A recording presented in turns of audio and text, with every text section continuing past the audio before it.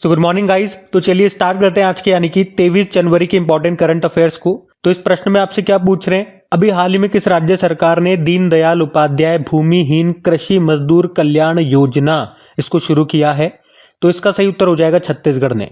तो अभी छत्तीसगढ़ सरकार ने या छत्तीसगढ़ के जो मुख्यमंत्री हैं विष्णुदेव साय उनका नाम है, अभी उन्होंने ही छत्तीसगढ़ की कैपिटल रायपुर में दीनदयाल उपाध्याय भूमिहीन कृषि मजदूर कल्याण योजना को शुरू किया। क्या होगा इस योजना में? तो इस योजना के अंतर्गत जो भूमिहीन कृषि मजदूर होते हैं उनको 10,000 रुपए की वित्तीय सहायता दी जाएगी।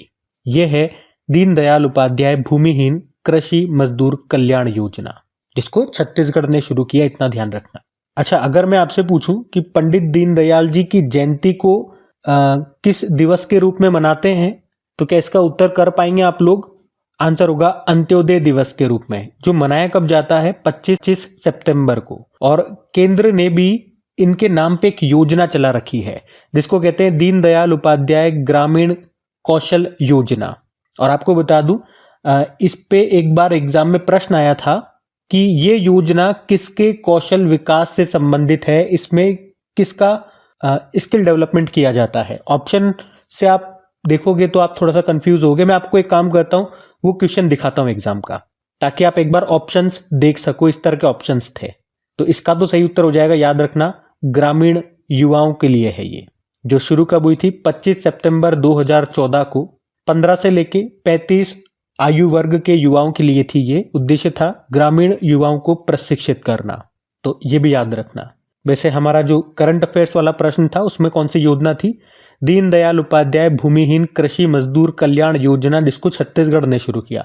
अब छत्तीसगढ़ की बात है तो आपको ले चलते हैं छत्तीसगढ़। ये रहा मैप में छत्तीसगढ़। देखो, छत्तीसगढ़ की कैपिटल रायपुर होती है, गवर्नर है रमन डेका और मुख्यमंत्री हैं विष्णुदेव साय। कुछ करंट अफेयर्स के प्रश्न और यहां से आपको रिवाइज करवाऊं तो युवा मितान परिवहन योजना शुरू होती है, मुख्यमंत्री ग्रामीण आवास न्याय योजना, मुख्यमंत्री वृक्ष संपदा योजना। छत्तीसगढ़ के धमतरी जिले के नागरी दूबरा चावल को जीआई टैग मिला था।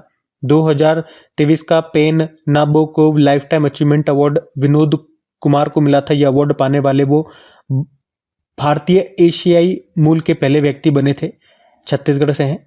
छेरछेरा महोत्सव मनाया जाता है यहाँ पे। मुख्यमंत्री मितान योजना, कौशल्य मातृत्व योजना, ये यहीं पे शुरू हुई।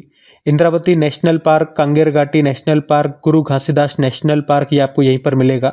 अच्छा, गुरु घासीदास ये अब टाइगर रिजर्व भी बन गया है, ये भी ध्यान रखना। इसके अलावा यहाँ पे अचान कुमार टाइगर रिजर्व है, इंद्रावती टाइगर रिजर्व है। लेमुरु हाथी अभ्यारण्य यहाँ मिलेगा छत्तीसगढ़ के कोरबा में। पंडवनी यहाँ का है और इसकी पहली महिला कलाकार हैं तीजन बाई। हरेली त्योहार यहाँ मनाया जाता है, जबकि हरेला उत्सव ये उत्तराखंड का है। गेवरा कोयले की खदान ये यहीं पर आपको मिलेगी, ये न्यूज़ में थी। वर्ल्ड एटलस.com के द्वारा दुनिया की दूसरी सबसे बड़ी कोयला खदान का दर्जा मिला था इसको। पहली तो ब्लैक थंडर है जो कि अमेरिका की है। देश का पहला कोविड गंभीरता बायो मार्कर किट यहाँ पे लॉन्च हुआ था। विश्व का सबसे ऊंचा बांस का टावर यहाँ पे लगाया गया था, जिसकी ऊंचाई थी 140 फुट। जल जागर महोत्सव मनाया गया यहाँ पे। और 27वां अखिल भारतीय वन खेल प्रतियोगिता ये रायपुर में आयोजित हुई थी, जिसमें टॉप पे छत्तीसगढ़ रहा था। उसके अलावा वन पारिस्थितिकी तंत्र को हरित सकल घरेलू उत्पाद से जोड़ने वाला पहला राज्य छत्तीसगढ़ बना था। तो ये छत्तीसगढ़ से सारे पॉइंट ध्यान में रखना। अगला प्रश्न देखते हैं। फिर अगले प्रश्न में पूछ रहे हैं, अभी हाल ही में कौन सा देश ब्रिक्स समूह का नवा पार्टनर स्टेट बन गया है, यानी कि भागीदार देश बन गया है? तो सही उत्तर हो जाएगा नाइजीरिया। तो याद रखेंगे नाइजीरिया अभी इसने ब्रिक्स ग्रुप में भागीदार देश के रूप में शामिल होने की घोषणा कर दी है। और ये नाइजीरिया जो है ये इसका पार्टनर स्टेट बना है, भागीदार देश बना है, जबकि जो मेंबर स्टेट हैं वो अभी 10 ही हैं। और पूछो कि नाइजीरिया कौन से नंबर का भागीदार देश बना है? 9वें नंबर का। इससे पहले 8 कौन कौन से हैं इसमें? बेलारूस है, Bolivia, Cuba, Kazakhstan, Malaysia, Thailand, Uganda, Uzbekistan, ये ऑलरेडी इसके भागीदार देश हैं। एग्जाम में ये आपसे नहीं पूछेंगे कि कौन कौन से हैं, लेकिन अभी जो रिसेंटली शामिल हुआ है वो जरूर पूछ सकते हैं कि पार्टनर कंट्री अभी रिसेंटली कौन सा बना है, कौन से नंबर का बना है। तो नाइजीरिया बना है। अच्छा, अब यहाँ पे ध्यान से सुनना, बहुत सारी इंपॉर्टेंट चीजें मैं आपको रिवाइज कराऊंगा। पहले नाइजीरिया की बात हुई है तो मैं नाइजीरिया के स्टैटिक्स सारे आपको रिवाइज कराता हूँ। पहले नाइजीरिया ले चलता हूँ, फिर ब्रिक्स आपको रिवाइज कराऊंगा, और अभी जिन भी संगठनों में नए नए जो भी सदस्य देश बने हैं वो आपको रिवाइज कराऊंगा। तो पहले ये देखो मैप में, नाइजीरिया अफ्रीकी देश है, और आप कह सकते हो ये अफ्रीका का सबसे ज्यादा पॉपुलेशन वाला देश है। कैपिटल होती है इसकी अबूजा, करेंसी है नाइजीरियन नायरा, और प्रेसिडेंट अभी पिछले साल ही बने थे, बोला टिनुबू उनका नाम है। और आपको याद हो तो वर्ल्ड ट्रेड ऑर्गेनाइजेशन की जो पहली महिला डायरेक्टर जनरल बनी थी नागोजी ओंकाजा-इवेला, वो नाइजीरिया से ही बिलोंग करती हैं। अभी नवंबर की बात है, मोदी जी नाइजीरिया गए थे तो वहां का उनको सर्वोच्च सम्मान मिला था जिसको कहते हैं grand commander of the order of niger. और उसी यात्रा के दौरान ये भी याद रख लो मोदी जी ने वहां के प्रेसिडेंट को क्या गिफ्ट में दिया था, कोल्हापुर का सिलोफर पंचामृत कलश उपहार में दिया था। वैसे पिछले साल ही हमने पढ़ा था मेनिंजाइटिस टीका शुरू करने वाला पहला देश ये नाइजीरिया ही बना था, और उस टीके का नाम क्या है, नाम है मेन 5CV। अच्छा, एक प्रश्न मैं आपके लिए छोड़ रहा हूं, होमवर्क प्रश्न है ये, वर्ल्ड हेल्थ ऑर्गेनाइजेशन का लक्ष्य क्या है मेनिंजाइटिस रोग को खत्म करने का, ये आपको बताना है। बाकी अब मैं आपको ब्रिक्स रिवाइज कराऊंगा। देखो वैसे ब्राजील, रशिया, भारत और चीन ने 2009 में इसकी स्थापना की थी, तब उसे ब्रिक कहते थे, BRIC। और इनकी जो पहली बैठक हुई थी वो 2009 में हुई थी रशिया के येतेनबर्ग में, और फिर 2010 में साउथ अफ्रीका इसमें शामिल हो गया था, तो फिर ब्रिक्स ये पूरा नाम बन गया। और अभी 2024 में ब्रिक्स समिट को होस्ट किसने किया था, जो कि इसकी 16वीं बैठक थी, रशिया ने किया था, रशिया के कजान में हुई थी इसकी बैठक। अब 2025 में इसकी बैठक कहां पे होगी, वो 17वीं नंबर की बैठक होगी, 17 नंबर की, ब्राजील उसे होस्ट करेगा, याद रखना। 2024 में इसमें 4 सदस्य देश बने थे, एक्चुअली में शामिल तो 6 हुए थे, जिनमें से अर्जेंटीना ने तो वहां पे सरकार बदलने के बाद हाथों हाथ मना कर दिया था, ये प्रश्न 2 बार एग्जाम में आ चुका है। और इसके अलावा 5 देश बचे थे, यूनाइटेड अरब अमीरात, ईरान, इजिप्ट, इथोपिया और सऊदी अरब। अब सऊदी अरब कंफ्यूजन में था कि होना है कि नहीं होना, होना है नहीं होना, लेकिन लास्ट आते आते उसने भी मना कर दिया। तो फाइनली आप कहोगे 2024 में केवल 4 ही इसके सदस्य देश बने थे ये। अभी 2025 में एक और सदस्य देश बन गया इंडोनेशिया, वो इसका 10वां मेंबर बना है, याद रखना 11वां नहीं 10वां बना है। तो ये हो गई ब्रिक्स से संबंधित सारी इंपॉर्टेंट फैक्ट्स। अब मैं आपको रिवाइज कराऊंगा कि अभी किन किन संगठन में कौन कौन से नवीनतम सदस्य देश बने हैं। कुछ स्टैटिक डेटा भी आएगा, ध्यान से सुनना, जैसे कि G20 जब 2023 में इसको होस्ट हमने किया था भारत ने, तब इसमें अफ्रीकन यूनियन सदस्य बना था, इसका हेडक्वार्टर एडिस अबाबा इथोपिया में है, इसका मैंने आपको बता ही दिया। आसियान का 11वां सदस्य बना था ईस्ट तिमोर या तिमोर लेस्ते बोल दो। संघाई कॉपरेशन ऑर्गेनाइजेशन का 10वां मेंबर बेलारूस बना, उससे पहले 9वां बना था ईरान। इंटरनेशनल मॉनेटरी फंड में टोटल 190 सदस्य हैं, 190वां एंडोरा है। वर्ल्ड बैंक में 189 है, 189 नंबर का नाउरू है। यूनाइटेड नेशन में 193 है, 193 नंबर का साउथ सुडान है। नाटो में 32वां बना स्वीडन। इंटरनेशनल सोलर अलायंस का 100वां सदस्य देश पराग्वे है। साथ में ये भी बता दूं 99 नंबर का स्पेन बना था, 101 नंबर का नेपाल बना था, याद रखना। और अभी रिसेंटली 105वां फुल मेंबर कंट्री ये मालदोवा बन गया है, ये ध्यान रखना आप, है ना। इसमें शायद ये नेपाल वाला एग्जाम में पूछा जा चुका है, अभी नेपाल या स्पेन कोई पूछा गया था एग्जाम में, तो ये आप ध्यान रखना। उसके अलावा यूरो करेंसी को अपनाने वाला 20वां देश क्रोएशिया बना, और संयुक्त राष्ट्र कमान में 18वां सदस्य देश बना जर्मनी। न्यू डेवलपमेंट बैंक का नया सदस्य अल्जीरिया बना। एशियन डेवलपमेंट बैंक का 69 नंबर का सदस्य बना था इजराइल, और ये बता दिया मैंने आपको। और एशियन इंफ्रास्ट्रक्चर इन्वेस्टमेंट बैंक का नवीनतम सदस्य देश नाउरू बना, 110वां। इंटर पार्लियामेंट्री यूनियन का 181वां सदस्य देश बना था जमाइका। इंटरनेशनल कॉपर एसोसिएशन का नया मेंबर हिंडाल्को बना। और अभी भारत ये बिग डेटा और डेटा विज्ञान पर संयुक्त राष्ट्र विशेषज्ञों की समिति में शामिल हो गया है, ठीक है, तो ये भी ध्यान में रखना। अगला प्रश्न देखते हैं। फिर अगले में पूछ रहे हैं अभी हाल ही में पराक्रम दिवस कब मनाया गया, तो सही उत्तर हो जाएगा 23 जनवरी को। याद रखेंगे हर साल 23 जनवरी को पराक्रम दिवस के रूप में मनाया जाता है। आप जानते हो नेताजी सुभाष चंद्र बोस जी की जयंती होती है इस दिन, और इसी को पराक्रम दिवस के रूप में मनाते हैं। इस बार उनकी 128वीं जयंती मनाई जा रही है। तो आपको बता दूं 2021 में 23 जनवरी को पराक्रम दिवस, जिसे वीरता का दिवस भी कहते हैं, इसे घोषित किया गया था। और आपको बता दूं 2021 में ही 23 जनवरी को पराक्रम दिवस या यूं कह दूं वीरता का दिवस घोषित किया गया था। और वैसे इस अवसर पर सुभाष चंद्र बोस आपदा प्रबंधन पुरस्कार भी दिए जाते हैं, व्यक्तिगत श्रेणी में और संस्थागत श्रेणी में। व्यक्तिगत श्रेणी में जो भी विजेता होता है उसे पुरस्कार के रूप में 5 लाख रुपए मिलते हैं और संस्थागत श्रेणी में 51 लाख रुपए मिलते हैं। अब आज यानी कि 23 जनवरी को इसकी घोषणा होगी, तो फिर मैं आपको इसके बारे में बताऊंगा। नेताजी सुभाष चंद्र बोस जी की बात करें तो इनका जन्म 1897 जनवरी 1897 में हुआ था, उड़ीसा के कटक में। और एक नारा आपने बहुत सुना होगा, तुम मुझे खून दो मैं तुम्हें आज़ादी दूंगा, वो इन्होंने दिया था। इनके देखे देख अपन भी बना दें कि तुम मुझे सपोर्ट दो मैं तुम्हें बेस्ट कंटेंट दूंगा। चलो इसी बात पे अब डे वाला प्रश्न है, और हमेशा जब भी डे वाला प्रश्न आता है उस महीने के सारे डेज में रिवाइज कराता हूँ, लेकिन आज मैं डेज रिवाइज नहीं कराऊंगा। जयंती वाले प्रश्न होते हैं ना जब भी, तो अभी तक जितनी भी महापुरुषों की जयंती पे जो भी दिवस मनाए जाते हैं वो मैं आपको रिवाइज कराता हूँ। तो चलो फिर रिवाइज करते हैं। ये शीट बहुत कम टाइम हमें रिवाइज करने को मिलती है, तो बिल्कुल ध्यान से पढ़ना और मेरे साथ साथ बोलते हुए चलना, क्योंकि सारी इंपॉर्टेंट है ये नाम। तो देखो, स्वामी विवेकानंद जी की जयंती को राष्ट्रीय युवा दिवस होता है, नेशनल यूथ डे 12 जनवरी को। सुभाष चंद्र बोस जी की जयंती पराक्रम दिवस हमने देखा 23 जनवरी। महात्मा गांधी जी की पुण्यतिथि शहीद दिवस के रूप में मनाते हैं 30 जनवरी। पंडित दीनदयाल उपाध्याय की पुण्यतिथि समर्पण दिवस के रूप में मनाते हैं 11 फरवरी। सरोजिनी नायडू जी की जयंती राष्ट्र महिला दिवस के रूप में होती है 13 फरवरी। पूर्व प्रधानमंत्री राजीव गांधी जी की पुण्यतिथि राष्ट्रीय आतंकवाद विरोधी दिवस के रूप में होता है 21 मई को। पूर्व प्रधानमंत्री राजीव गांधी जी की जयंती को मनाते हैं सद्भावना दिवस के रूप में 20 अगस्त। मेजर ध्यानचंद जी की जयंती राष्ट्रीय खेल दिवस होता है 29 अगस्त को। डॉक्टर सर्वपल्ली राधाकृष्णन जी की जयंती शिक्षक दिवस के रूप में 5 सितंबर को। सर मोक्षगुंडम विश्वेश्वरैया की जयंती को राष्ट्रीय इंजीनियर्स दिवस मनाते हैं 15 सितंबर। पंडित दीनदयाल उपाध्याय जी की जयंती को अंत्योदय दिवस 25 सितंबर। और महात्मा गांधी जी की जयंती आप जानते ही अंतर्राष्ट्रीय अहिंसा दिवस 2 अक्टूबर। डॉक्टर एपीजे अब्दुल कलाम जी की जयंती विश्व छात्र दिवस 15 अक्टूबर। सरदार वल्लभ भाई पटेल जी की जयंती राष्ट्रीय एकता दिवस 31 अक्टूबर। मौलाना अबुल कलाम आजाद जी की जयंती को राष्ट्रीय शिक्षा दिवस 11 नवंबर। प्रथम प्रधानमंत्री रहे जवाहरलाल नेहरू जी की जयंती बाल दिवस होता है ये 14 नवंबर। और डॉक्टर भीमराव अंबेडकर जी की पुण्यतिथि महापरिनिर्वाण दिवस के रूप में 6 दिसंबर।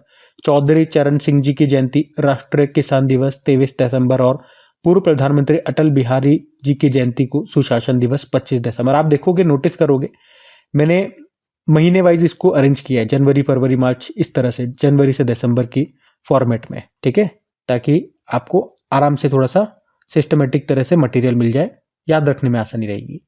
ठीक है, अगला प्रश्न देखते हैं। फिर देखो अगले में क्या पूछ रहे हैं। अभी जनवरी 2025 में पहला ओलंपिक अनुसंधान सम्मेलन का आयोजन कहां पर किया जाएगा? तो आंसर होगा गुजरात में। तो 27 से लेकर 30 जनवरी 2025 तक गुजरात में पहला ओलंपिक अनुसंधान सम्मेलन का आयोजन किया जाएगा। और गुजरात में भी कहाँ? गुजरात के गांधीनगर में जो राष्ट्रीय रक्षा विश्वविद्यालय परिसर है वहां पे इसका आयोजन होगा। आपको पता होगा भारत 2036 में ओलंपिक की मेजबानी करना चाहता है, तो आप कह सकते हो उसी के लिए यहाँ पर चर्चा की जाएगी, उसी के लिए ये सम्मेलन हो रहा है। क्योंकि ऐसा अतीत में देखा गया है कि ओलंपिक की मेजबानी करने वाले देशों और शहरों पर भारी कर्ज हो जाता है। ऐसा इसलिए क्योंकि खेलों से सरकारी खजाने पर बोझ पड़ता है। तो यहाँ पे यही चर्चा होगी कि ओलंपिक जैसे बड़े आयोजनों के लिए कैसे टिकाऊ खेल बुनियादी ढांचे का निर्माण किया जा सकता है। ठीक है, तो सिंपल सा याद रखना है, अभी जनवरी में पहला ओलंपिक अनुसंधान सम्मेलन का आयोजन कहाँ पे हुआ? गुजरात के गांधीनगर में। अब कुछ इंपॉर्टेंट सम्मेलन मैं आपको रिवाइज कराऊंगा, लेकिन उससे पहले कुछ ही इंपॉर्टेंट प्रश्न ओलंपिक से संबंधित मैं आपको रिवाइज करवा रहा हूँ। और ये सारे के सारे प्रश्न आपके किसी न किसी एग्जाम में पूछे गए हैं। और हाँ, एक अपडेट भी मुझे देना है, और अगर आप में से कोई नए स्टूडेंट हमसे जुड़ रहे हैं तो उनको तो बताना ही है कि ये जो एग्जाम के प्रश्न होते हैं, खास तौर पे जो स्टैटिक प्रश्न जो एग्जाम में पूछे गए हैं, उसके लिए हमने एक नई सीरीज स्टार्ट की है। PYQ वाली सीरीज हम उसे कहते हैं, क्योंकि प्रीवियस ईयर क्वेश्चंस उसमें हम कराते हैं। उसके अभी तक मेरे ख्याल से 8 पार्ट आ चुके हैं, 8वां अभी आ जाएगा। आज मिल जाएगा, आपको मिल गया होगा। तो एक अपडेट तो यही है कि जो शाम को लेकर के आ रहा था मैं वीडियो, अब मॉर्निंग में मैं लाने की कोशिश कर रहा हूँ, क्योंकि शाम को कोई टाइम फिक्स नहीं हो रहा था। तो मैं कोशिश कर रहा हूँ मॉर्निंग में 7 बजे तक आपको, या 7 बजे आपको ये PYQ वाला वीडियो मिल जाए। अब मैं आपसे कोई वादा तो नहीं कर रहा हमेशा ये आपको मॉर्निंग में 7 बजे मिलेगा, लेकिन मैं पूरा प्रयास कर रहा हूँ, जब तक मुझसे होगा मैं मॉर्निंग में इसको देने की कोशिश करूंगा। और वैसे भी मैंने कह दिया कि आप चैनल को सब्सक्राइब करके बेल आइकन को प्रेस कर लो। अपना टेलीग्राम को ज्वाइन कर लो, फ्री में ज्वाइन कर सकते हो। उससे जो भी अपडेट होता है, जो भी वीडियो होता है, जो भी पीडीएफ होता है, जब भी अपलोड होगा उसका नोटिफिकेशन आपको मिल जाएगा, आपको पता चल जाएगा। तो नए स्टूडेंट्स, अब आपको समझ में आ गया होगा क्या करते हैं हम। जो भी करंट अफेयर्स हम पढ़ रहे हैं, इससे बनने वाले जो भी स्टैटिक प्रश्न होते हैं और उनमें भी वो प्रश्न जो किसी न किसी एग्जाम में पूछे गए हैं, वो मैं आपको वहां पे कराता हूं। अभी पीछे एक प्रश्न मैंने आपको दिखाया था, तो उसी तरह का होता है। ऊपर क्वेश्चन होता है, वहां पे लिखा होता है किस एग्जाम में पूछा गया, कब पूछा गया, 4 ऑप्शन होते हैं। 5-6 सेकंड का वक्त मैं आपको देता हूं ताकि आप भी पहले प्रयास कर लो, फिर बाकी मैं तो बताता ही हूं। तो वो अगर आप स्टैटिक क्वेश्चंस की तैयारी करना चाहते हो आपके एग्जाम्स के लिए, तो उससे बेस्ट सीरीज या उससे बेस्ट क्वेश्चंस नहीं हो सकते, क्योंकि वो करंट अफेयर्स है, जो करंट में चल रहे हैं उससे जुड़े हुए स्टैटिक्स हैं। तो आज मॉर्निंग में 7 बजे वीडियो आ गया, 8वां पार्ट आ गया, 7 ऑलरेडी अपलोड हो चुके हैं, प्लेलिस्ट बना दिया है, नहीं देखा तो देख लेना, ताकि आप हमारे बराबर आ सको। अभी ज्यादा टाइम नहीं हुआ तो अभी आप हमारे बराबर आ सकते हो। बाकी देखो, इन क्वेश्चन को भी एक बार मैं आपको रिवाइज कराता हूं। अगर आपसे पूछा कि पहले यूथ ओलंपिक गेम्स कहां पर हुए थे, तो आंसर करोगे सिंगापुर में हुए थे, 2010 में हुए थे। 15 से लेके 18 आयु वर्ग के बच्चे इसमें पार्टिसिपेट करते हैं। एक बार एग्जाम में पूछा गया पहले ओलंपिक गेम्स कहां पे हुए थे, ऊपर पूछ रहा है यूथ ओलंपिक गेम्स, यहां पे पूछ रहा है ओलंपिक गेम्स, ठीक है। 1896 में ग्रीस एथेंस में। और आधुनिक ओलंपिक का जनक किन्हें माना जाता है, बैरन पियरे डी कुबेर्टिन को माना जाता है। और देखो, एक प्रश्न ये बन सकता है, अभी जो रिसेंटली ओलंपिक हुए थे, पेरिस ओलंपिक हुए थे 2024 में, फ्रांस में हुए थे, उसका मैस्कोट आपसे पूछ सकते हैं। तो मैस्कोट उसका है फ्रिजेस, जो कि एक टोपी है, ये ध्यान रखना। और उन्होंने 1952 में हेलसिंकी ओलंपिक में ब्रोंज मेडल जीता था। और वही महिलाओं में बात करें, पहली महिला कौन रही जिन्होंने ओलंपिक में गोल्ड जीता, पहली भारतीय महिला कर्णम मल्लेश्वरी थी, वो वेटलिफ्टर थी। सन 2000 के सिडनी ओलंपिक में वो ब्रोंज लेकर के आई थी। और अगर पूछो पहले व्यक्तिगत रूप से गोल्ड कौन लेकर के आए थे भारत के लिए, पहले भारतीय थे वो अभिनव बिंद्रा थे, वो शूटर थे। 2008 में जो बीजिंग ओलंपिक हुए थे वहां वो गोल्ड लेकर के आए थे। और पहले एथलीट गोल्ड मेडलिस्ट तो आपको पता ही है, नीरज चोपड़ा, जो टोक्यो ओलंपिक में गोल्ड लेकर के आए थे भाला फेंक में। अच्छा, एक ये प्रश्न भी एग्जाम में पूछा गया है कि भारत ने पहली बार ओलंपिक गेम्स में कब पार्टिसिपेट किया था, भाग लिया था। तो 1900, जो दूसरे नंबर के ओलंपिक हुए थे सन 1900 में, पेरिस ओलंपिक हुए थे वहां पे। इसके अलावा और भी कुछ प्रश्न बनते हैं, वो मैं आपको वहां पे करवाऊंगा पीवाईक्यू वाली सीरीज में। एक बार इंटरनेशनल ओलंपिक कमेटी की बात कर लें तो इसकी स्थापना होती है 23 जून 1894 में। हेडक्वार्टर लुज़ेन स्विट्जरलैंड में मिलेगा, हेड है थॉमस बक। और अब जो अपकमिंग ओलंपिक्स हैं वो भी देख लो एक बार। जो 2026 में होंगे विंटर ओलंपिक्स, वो इटली में होंगे, 2030 में होंगे, 2034 वाले यूएसए में होंगे। और अभी जो पेरिस ओलंपिक हुआ था वो 33वां संस्करण था, समर ओलंपिक था। अब भाई 4-4 साल में होते हैं, ठीक है।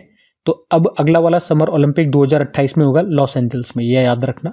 और हाँ, ये नाम भी याद रखो, रणधीर सिंह का नाम अभी एशिया ओलंपिक परिषद के पहले भारतीय अध्यक्ष बने थे। ये पहले ओलंपिक ई स्पोर्ट्स गेम्स 2025 में होंगे, कहाँ पे, सऊदी अरब में। और अभी अंतर्राष्ट्रीय ओलंपिक समिति ने किसे ओलंपिक ऑर्डर के स्वर्ण पदक से सम्मानित किया था, तो फ्रांस के प्रेसिडेंट इमैनुअल मैक्रोन को।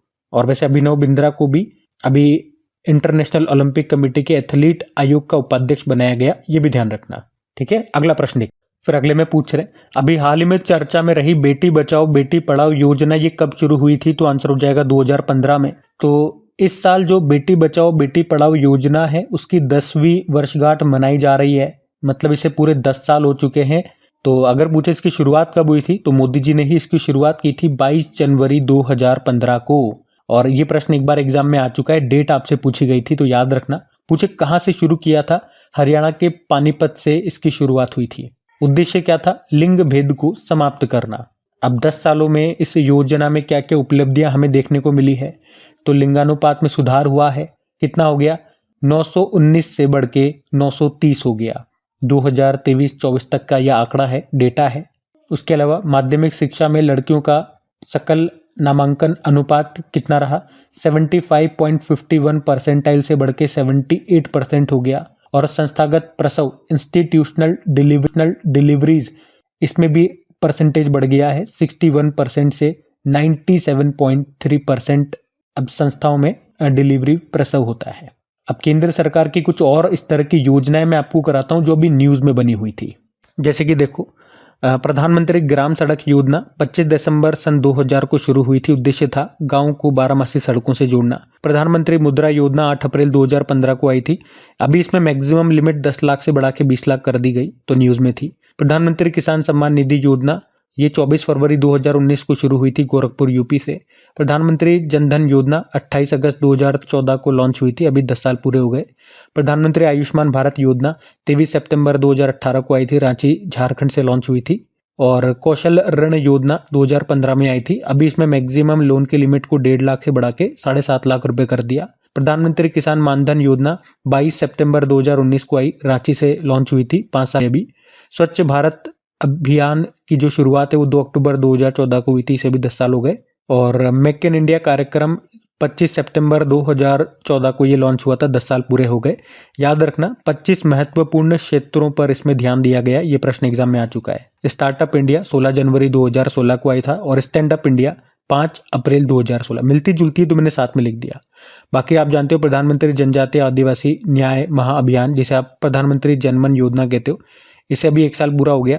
15 नवंबर 2023 को ये लॉन्च हुआ था। उसके अलावा केंद्रीय मंत्रिमंडल ने बायो राइड योजना को मंजूरी दे दी है, ये भी ध्यान में रखना। प्रधानमंत्री स्वामित्व योजना ये 24 अप्रैल 2020 को लॉन्च हुई थी और इसमें प्रधानमंत्री नरेंद्र मोदी ने 50 लाख से अधिक संपत्ति मालिकों को संपत्ति कार्ड बांटे थे। प्रधानमंत्री Ayushman Bharat health infrastructure mission 25 अक्टूबर 2021 को लॉन्च हुआ और प्रधानमंत्री फसल बीमा योजना 2016 में आई थी। इसमें किसानों को खरीफ फसलों के लिए तो 2%, रबी की फसलों के लिए 1.5% और वाणिज्य व बागवानी फसलों के लिए 5% भुगतान करना होता है, जो भी बीमा राशि उसका। ठीक है, तो ये भी डेटा याद रखना। और अभी उजाला योजना हमने पढ़ा था, 5 जनवरी 2015 को आई थी, इसे भी अभी 10 साल हो गए पूरे। उजाला का फुल फॉर्म होता है Unnat Jyoti by affordable LEDs for all. तो ये सारी इंपॉर्टेंट केंद्र सरकार की योजनाएं जो भी किसी कारण से न्यूज में रही, मैंने आपको रिवाइज करवा दिया, ध्यान में रखना। अगला प्रश्न देख। फिर अगले प्रश्न में पूछ रहे हैं कि अभी जल जीवन मिशन में सौर ऊर्जा के इनोवेटिव उपयोग के लिए किस राज्य को प्रधानमंत्री पुरस्कार से सम्मानित किया गया? तो सही उत्तर होगा उत्तर प्रदेश। तो अभी उत्तर प्रदेश सरकार को जल जीवन मिशन में सौर ऊर्जा को इनोवेटिव यूज करने के लिए प्रधानमंत्री पुरस्कार से सम्मानित किया गया। मतलब ये हो गया, जल जीवन मिशन में सौर ऊर्जा के उत्कृष्ट उपयोग और जन कल्याण योजनाओं को प्रभावी ढंग से लागू करने के लिए इसको ये प्रधानमंत्री पुरस्कार मिला। किसे? उत्तर प्रदेश को। अच्छा, यहाँ पे अगर हम बात करें जल जीवन मिशन की, 2019 में 15 अगस्त 2019 को ये लॉन्च होती है, जिसका उद्देश्य क्या था? 2024 तक हर घर नल कनेक्शन करना और उस नल से पानी भी आना चाहिए। इसके अलावा याद रखना, देश का पहला हर घर जल प्रमाणित राज्य ये गोवा है। देश का पहला हर घर जल प्रमाणित जिला मध्य प्रदेश का बुरहानपुर है। देश का पहला हर घर जल प्रमाणित यूनियन टेरिटरी दादर एवं नागर हवेली तथा दमन एवं दीव है। और अभी आपने पढ़ा होगा 100% नल के पानी के कनेक्शन के साथ भारत का 5वां हर घर जल राज्य कौन सा बन गया? तो पंजाब बन गया। बाकी बात यहाँ पे उत्तर प्रदेश की है, तो उत्तर प्रदेश भी ले चलते हैं आपको। ये रहा मैप में यूपी। कैपिटल लखनऊ हो गई, मुख्यमंत्री योगी आदित्यनाथ हैं, गवर्नर है आनंदीबेन पटेल। यहाँ का राजकीय पक्षी सारस है, पशु है बारहसिंगा, वृक्ष है अशोक का, पुष्प है पलाश का, फल है आम। और यहाँ पे आपको एक न्यूक्लियर पावर प्लांट मिल जाएगा, नारोरा न्यूक्लियर पावर प्लांट। देश का 53वां और राज्य का 4था tiger reserve Ranipur tiger reserve बना था। देश का 33वां और उत्तर प्रदेश का दूसरा एलिफेंट रिजर्व तराई एलिफेंट रिजर्व बना था। तो देखो, मुख्यमंत्री युवा उद्यम विकास योजना यहाँ शुरू हुई थी। उपवन योजना और हेरिटेज ट्री अडॉप्शन योजना। एशिया किंग गिद्धों के लिए विश्व का पहला संरक्षण और प्रजनन केंद्र गोरखपुर में बना है। पहला संयुक्त कमांडर सम्मेलन लखनऊ में हुआ। वैदिक 3D संग्रहालय खोला गया वाराणसी में। पर्यावरण मंत्री भूपेंद्र यादव जी ने स्वच्छ वायु सर्वेक्षण पुरस्कार दिया था। इसमें 3 से लेकर 10 लाख के बीच आबादी वाले शहरों की श्रेणी में फिरोजाबाद को मिला पुरस्कार और 3 लाख से कम जनसंख्या वाले शहरों की कैटेगरी में रायबरेली को। उत्तर प्रदेश की पहली एयरलाइन बनी है शंख एयरलाइन। देश का पहला हिंदी साहित्य संग्रहालय मिलेगा आपको वाराणसी में। नरेंद्र मोदी ने भी डॉक्टर संपूर्णानंद इंटरनेशनल स्टेडियम का उद्घाटन किया वाराणसी के सिगरा में और इसका नाम उत्तर प्रदेश के दूसरे मुख्यमंत्री संपूर्णानंद के नाम पर रखा गया। भारतीय सेना के दक्षिणी कमान के सुदर्शन चक्र कोर ने स्वावलंबन शक्ति अभ्यास का आयोजन किया था। कहाँ पे? झांसी के पास बबिना फील्ड फायरिंग रेंज में। तो उत्तर प्रदेश से ये करंट अफेयर्स के पॉइंट्स भी याद रखना। अगला प्रश्न देखते हैं। फिर अगले प्रश्न में पूछ रहे हैं, हाल ही में दुनिया की सबसे लंबी सुरंग ये किस देश ने बनाई है? तो सही उत्तर हो जाएगा चाइना ने। तो तो अभी चीन ने दुनिया की सबसे लंबी एक्सप्रेसवे सुरंग का निर्माण पूरा कर लिया है, जिसकी लंबाई है 22.13 किलोमीटर। ये चीन के बेल्ट एंड रोड इनिशिएटिव का ही एक हिस्सा है। इस सुरंग का नाम तियानशान सेंगली सुरंग है। अब जैसे ही हमने सुरंग की बात करी, आपके दिमाग में आ रहा होगा अभी एक सुरंग तो हमने भी पढ़ी थी, तो यहाँ पे एक नहीं, जो भी इंपॉर्टेंट भारत की सुरंगें हैं वो मैं आपको रिवाइज कराता हूँ। अभी जो रिसेंटली हमने पढ़ी वो तो यही थी, कश्मीर में जेड मॉड सुरंग का या सोनमर्ग सुरंग का मोदी जी ने भी उद्घाटन किया था। ये 6.5 किलोमीटर लंबी 2 लेन सुरंग है। उसके अलावा याद रखना भारत की सबसे लंबी रोड टनल कौन सी है? चेनानी नाशेरे सुरंग है, जिसे डॉक्टर श्यामा प्रसाद मुखर्जी के नाम से जानते हैं। जम्मू कश्मीर में आपको मिलेगी, जिसकी लंबाई है 9.28 किलोमीटर। उसके अलावा भारत की सबसे लंबी रेलवे सुरंग कौन सी है? पीर पंजाल रेलवे सुरंग, जो आपको मिलेगी जम्मू कश्मीर में, जिसकी लंबाई है 11.2 किलोमीटर। लेकिन अब हमने ये भी पढ़ा था पिछले साल कि जो T50 है ये सबसे लंबी रेलवे सुरंग हो गई है, क्योंकि इसकी लंबाई 12.70 किलोमीटर है। ठीक है, ये अपडेटेड है, ये वाली ध्यान रखना। अटल टनल भी याद रखना, रोहतांग सुरंग का नाम अटल टनल हो गया, हिमाचल प्रदेश में आपको मिलेगी, जिसकी लंबाई है 9.02 किलोमीटर। अच्छा, ये तो हमने टनल सुरंगों की बात कर ली। कुछ ब्रिजेस की बात कर ले तो हमारे देश का सबसे लंबा सी ब्रिज ये अटल सेतु है, जो मुंबई में बना है, जिसकी लंबाई 21.8 किलोमीटर। ये सी ब्रिज हो गया। अगर रिवर ब्रिज की हम बात करें कि भारत का सबसे लंबा नदी पुल ये कौन सा है? डॉक्टर भूपेन हजारिका या डोला सादिया ब्रिज आपका हो गया, असम में मिलेगा, 9.15 किलोमीटर लंबा है। ये असम और अरुणाचल प्रदेश को जोड़ता है। ठीक है, तो ये सारा इंपॉर्टेंट डेटा मैंने आपको कराया, ध्यान में रखना। अगला प्रश्न देखते हैं। फिर अगले में पूछ रहे, हाल ही में जारी डेटा के अनुसार कॉफी उत्पादन के मामले में भारत का विश्व में कौन सा स्थान है? तो आंसर होगा 7वां। तो अभी वाणिज्य व उद्योग मंत्रालय ने एक डेटा जारी किया है, जिसमें बताया कि भारत वर्तमान में दुनिया का सबसे कॉफी उत्पादक देश है। और इसमें यह भी बताया कि 2020-21 में जो भारत से जो कॉफी का निर्यात है वो $719 का था, और पिछले वित्त वर्ष के दौरान जो भारत का कॉफी निर्यात है वो बढ़कर $1.29 बिलियन तक पहुंच गया है, जो कि लगभग इसका डबल है। वैसे भारत का मुख्य निर्यात ये बिना भुनी कॉफी बीन्स है। उसके अलावा इसमें बताया गया कि 2022-23 में 2,48,000 मैट्रिक टन उत्पादन के साथ कर्नाटक ये कॉफी उत्पादन में टॉप पर है। उसके बाद तमिलनाडु और केरल का नंबर आता है। वैसे विश्व में सबसे बड़ा कॉफी उत्पादक देश ये ब्राजील है। इसके अलावा ये पॉइंट याद रखना, अरेबिका ये कॉफी की ही एक किस्म है और इसे कॉफी की पहली प्रजाति के रूप में माना जाता है, और इसे ही शुरू में यमन से भारत लाया गया था। और कॉफी पोर्ट के नाम से किसे जाना जाता है या किसे जानते हैं? तो सेंटोस पोर्ट को, जो आपको मिलेगा ब्राजील में। वैसे भारत में कॉफी का पहला पौधा ये कहाँ लगाया गया? कर्नाटक के बाबा बुदान पहाड़ी पर भारत का पहला कॉफी का पौधा लगाया गया था। तो ये भी ध्यान रखना। अगला प्रश्न देखते हैं। फिर अगले में पूछ रहे हैं, हाल ही में वर्ष 2025 के लिए भारतीय कंपनी सचिव संस्थान के नए अध्यक्ष किसे चुना गया? तो आंसर होगा धनंजय शुक्ला को। इंग्लिश में बोलोगे तो institute of company secretaries of India. और अभी इसी ने 2025 के लिए अपने प्रेसिडेंट के रूप में धनंजय शुक्ला को चुना है, जो कि पिछले साल यानी कि 2024 में इसके उपाध्यक्ष थे, अब इसके अध्यक्ष बन गए। अच्छा, अभी उपाध्यक्ष किसे चुना? वाइस प्रेसिडेंट CS पवन जी चांडक को चुना है। तो अगर इसकी बात करें भारतीय कंपनी सचिव संस्थान की यानी कि institute of company secretaries of India की, जिसकी स्थापना होती 1968 में, ये कॉरपोरेट मामलों के मंत्रालय के अंतर्गत एक संस्थान है। ये काम क्या करता है? तो कंपनी सचिव पाठ्यक्रमों के लिए परीक्षा आयोजित करता है और कंपनी सचिव पद में डिप्लोमा प्रदान करता है, जिसका मुख्यालय आपको मिलेगा नई दिल्ली में। प्रेसिडेंट बन गए धनंजय शुक्ला नाम है। कुछ और इंपॉर्टेंट अपॉइंटमेंट्स, नियुक्तियां आपको रिवाइज कराऊं तो देखो, एक तो हमने देखे अभी 5 राज्यों में नए गवर्नर बने थे, वो देखते हैं। आरिफ मोहम्मद खान बिहार के राज्यपाल बने, VK सिंह मिजोरम के, मणिपुर के बने अजय कुमार भल्ला, हरिबाबू कंबमपति उड़ीसा के, और केरल के बन गए राजेंद्र विश्वनाथ अरलेकर। बाकी राष्ट्रीय मानवाधिकार आयोग के अध्यक्ष V रामासुब्रमण्यम बने, United nation internal justice council के अध्यक्ष Madan Lokur, United nation general assembly के 79th सेशन के अध्यक्ष आप जानते हो कौन है? फिलेमोन यांग, कैमरून देश के हैं। इंटरनेशनल सोलर अलायंस के अगले जो डायरेक्टर जनरल है उनका नाम आशीष खन्ना है, याद रखना। ये मार्च 2025 में पद संभालेंगे, वर्तमान में तो डॉक्टर अजय माथुर है। रेवेन्यू सेक्रेटरी, अच्छा रेवेन्यू सेक्रेटरी और फाइनेंस सेक्रेटरी अभी दोनों सेम ही है, तुहिन कांत पांडे इनका नाम है, याद रखना। अगला प्रश्न देखते हैं। फिर अगले में पूछ रहे अभी हाल ही में वर्ल्ड बैंक की ग्लोबल इकोनॉमिक प्रोस्पेक्ट्स रिपोर्ट में वित्तीय वर्ष 2025-26 के लिए भारत की अनुमानित वृद्धि दर क्या है, हमारे इकोनॉमिक ग्रोथ रेट का कितना अनुमान लगाया इन्होंने, तो आंसर होगा 6.7%। तो वर्ल्ड बैंक ने अभी ग्लोबल इकोनॉमिक प्रोस्पेक्ट्स नाम से एक रिपोर्ट जारी की है जिसके अनुसार भारत 2025-26 और 2026-27 में 6.7% की दर से विकास करेगा, ऐसा इनको मानना है।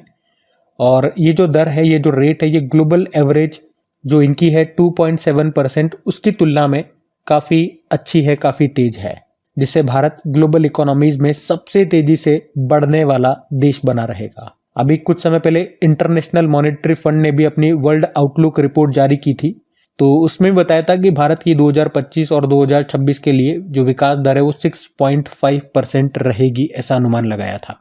ये रिपोर्ट्स जरूर याद रखना है ना कि ग्लोबल इकोनॉमिक प्रोस्पेक्ट्स रिपोर्ट कौन जारी करता है, तो world bank. World outlook report कौन जारी करता है, तो इंटरनेशनल मॉनेटरी फंड। वैसे बात यहाँ पे वर्ल्ड बैंक की है तो आपको रिवाइज कराता हूँ वर्ल्ड बैंक से कुछ स्टैटिक्स। तो वर्ल्ड बैंक की स्थापना होती है 1944, हेडक्वार्टर वॉशिंगटन डीसी, प्रेसिडेंट भारतीय मूल के अजीब बंगा है। देखो कुछ ये रिपोर्ट्स इंडेक्सेस जारी करता है, जो world development report, global economic prospects report जो आज हमने पढ़ा, remittance report, ease of doing business report तो जारी करना बंद कर दिया और इसके स्थान पे अब ये बिजनेस रेडी प्रोजेक्ट रिपोर्ट जारी करता है। लॉजिस्टिक परफॉर्मेंस इंडेक्स हो गया, ह्यूमन कैपिटल इंडेक्स, ये सब जारी करता है वर्ल्ड बैंक। तो गाइज ये थी आज की आपकी करंट अफेयर्स की क्लास। कमेंट करके जरूर बताइएगा आप सेशन कैसा लगा आपको। अच्छा लगा तो प्लीज वीडियोस को सपोर्ट जरूर कीजिएगा, इसे अपने दोस्तों के साथ में स्टडी ग्रुप में शेयर करके। और वीडियो को अभी तक आपने लाइक नहीं किया तो प्लीज वीडियो को लाइक जरूर कीजिएगा। आज की वीडियो के लाइक का टारगेट रखते हैं 4000 लाइक का। बाकी पीडीएफ आपको टेलीग्राम पे मिल ही जाती है। पीवाईक्यू सीरीज फिर से अपडेट कर दूं, आज मॉर्निंग में आ गई है ना, 8वां पार्ट आया है, 7 ऑलरेडी आ चुके हैं। और पूरे यूट्यूब पे उससे बेहतर सीरीज अभी तक तो आपको नहीं मिलेगी, तो उसका फायदा उठाइए। अगर स्टैटिक आप मजबूत करना चाहते हैं, करंट के साथ साथ करंट से लिंक करते हुए स्टैटिक प्रश्न जो कि एग्जाम में पूछे गए, तो उससे बेस्ट अभी क्लास नहीं मिलेगी। उसको सपोर्ट भी कीजिए ताकि उसे हम रेगुलर रख सके। बाकी चलो अभी कल के करंट अफेयर्स का मैं आपको क्विक रिवीजन करा दूं, फिर हम सेशन एंड करते हैं। तो पहला प्रश्न आपसे पूछा था कल, इंडियन ओशन रिम एसोसिएशन के नए महासचिव बन गए कौन? संजीव रंजन। फिर पूछा था कि भारत सरकार ने व्यावसायिक दस्तावेज प्रबंधन के लिए किस नाम से एक डिजिटल प्लेटफॉर्म लॉन्च किया? NTT locker. खान मंत्रालय ने कहां पर तीसरे राष्ट्रीय खनन मंत्रियों के सम्मेलन का आयोजन किया? उड़ीसा के कोणार्क में। और चर्चा में रही ट्रोजन गन को भारत ने किस देश के साथ मिलकर के विकसित किया? फ्रांस। और अभी 21 जनवरी 2025 को किस राज्य ने अपना स्थापना दिवस नहीं मनाया? मतलब किसने मनाया ये बात कर ले तो मेघालय, मणिपुर और त्रिपुरा ने मनाया। और विश्व आर्थिक मंच के ग्लोबल लाइट हाउस नेटवर्क में किसे शामिल किया गया? तो 2 भारतीय कंपनियां हैं, सीएट जो टायर कंपनी और हिंदुस्तान यूनिलीवर। और भारत सरकार ये फिलीपींस के बाद किसे ब्रह्मोस मिसाइल का निर्यात करेगी? इंडोनेशिया। और भारत के किस धरोहर स्थल को वर्ल्ड मॉन्यूमेंट वॉच सूची 2025 में शामिल किया गया? मूसी नदी के ऐतिहासिक भवनों को। इसके अलावा गुजरात के भुज हिस्टोरिकल वाटर सिस्टम को भी। कोकबोरोक भाषा दिवस ये किस राज्य में मनाया जाता है? त्रिपुरा में, 19 जनवरी को होता है। और एनडीआरएफ ने अपना स्थापना दिवस मनाया 19 जनवरी को ही। चलो कल का भी होमवर्क प्रश्न देखते हैं और सेशन एंड करते हैं। तो कल के वीडियो में पूछा था वर्ल्ड कंज्यूमर राइट डे कब मनाया जाता है? तो आंसर होगा इसका 15 मार्च को। आप सभी ने प्रश्न का बिल्कुल सही उत्तर दिया। अब ये रहा आज का आपका होमवर्क प्रश्न।